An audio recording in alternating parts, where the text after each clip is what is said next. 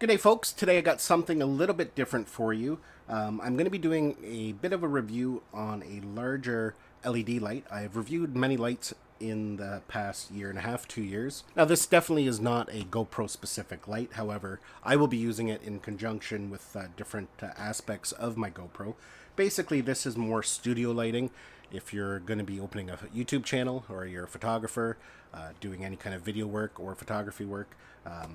But yeah, let's get into it and we'll kind of go over some of the specs and details.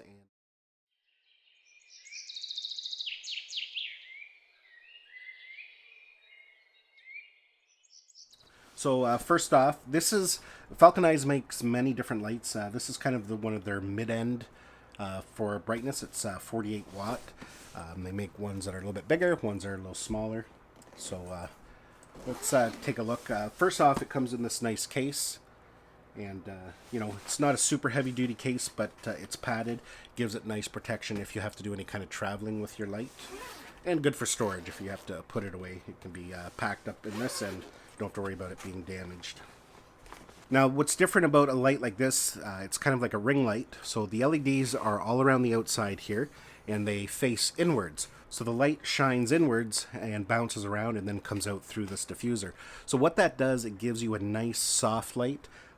It doesn't give you those harsh shadows, and especially if you're doing any kind of interview kind of stuff, it just gives you that nice soft light that you want on a person's face. Now this kind of mimics using a softbox, and if you've used any kind of softboxes, you've got your key light and you've got a massive softbox. The bigger the softbox, the more layers that the light shines through, the softer the light's going to be. So this kind of replaces that.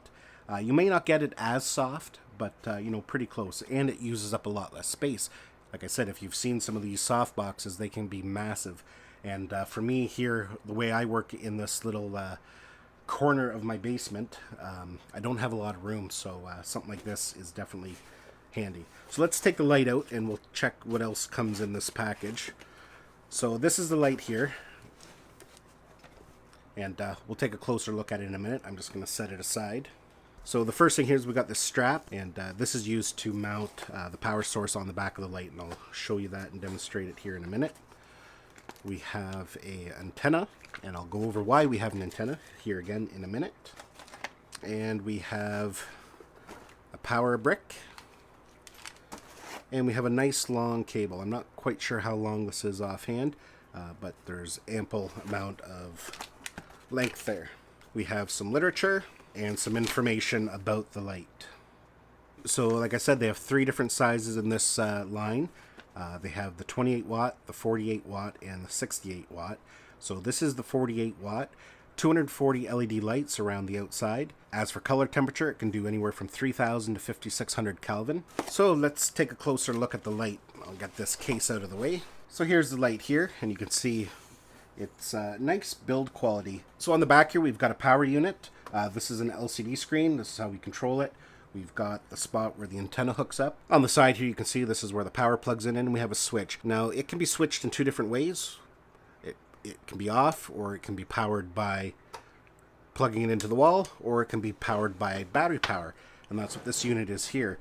This takes batteries, the Sony batteries, and I'm not sure what model numbers they take offhand, but I'll include that down in the description.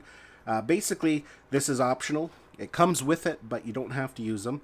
It makes it really handy if you're out on location and you don't have access to traditional power. You can power your lights via battery. It comes off by pressing that button. You can take that off if you're not going to be using it. And that's where the strap comes in that we pulled out first. It has the same kind of connector, and it can be slid into the connector just like that. The included Velcro strips to attach this battery brick. Now the reason you would want to do that is so that it's not hanging around, dangling, or tripping over it. So let's hook these up. I'm going to put them on a stand, and then we'll kind of go through some of the settings and we'll test them out a bit. But before we do that, I should show you this. This is an antenna that connects here, and what this does is it allows you to connect several of these lights together. There's 4 channels. There's channel A, B, C, and D. So if you put all your lights on channel A, for example, when you control the brightness on one, all of them will change. If you don't want to do that, if you want to control them all individually, you would just put them on different channels, and then you can adjust the intensity and the color temperature without them all changing. So let's get this hooked up, and we will run through the menu there, and we'll see what kind of light they throw off. Okay, so we're going to hook up our lights now. As you can see here, I have a light stand.